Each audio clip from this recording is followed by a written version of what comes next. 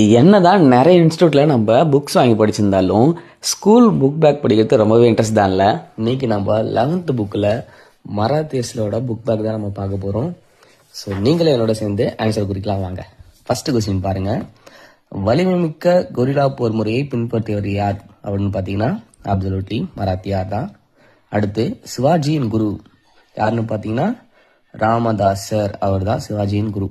அடுத்து புரந்தார் உடன்படிக்கை சிவாஜிக்கும் யாருக்கும் இடையே கையெழுத்தானது? ராஜா ஜெய்சிங் அவருக்கு தான் கையெழுத்தாயிடுச்சு. அடுத்து சிவாஜியின் ஆலோசனை சபை டேஷ் என்று அழைக்கப்பட்டது. அஷ்டதிக்கஜங்கள் போடக்கூடாது. அஷ்டதிக்கஜங்கள் யாரோடது? கிருஷ்ணதேவராயர் காலத்துல வந்திருக்கும். இவருக்கு அஷ்டபிரதானம், அவர் ஆலோசனை சபை அஷ்டபிரதானம். அடுத்து மராத்தியர் கைப்பற்றிய மாவட்ட வருவாயில் டேஷ் சவுத் என்று வசூலிக்கப்பட்டது.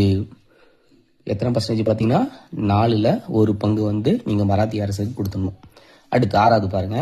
சிவாஜியின் ராணுவ அமைப்பில் நெகிய சிறிய படை அலகின் தலைவர் யாருன்னு பார்த்தீங்கன்னா நாயக்.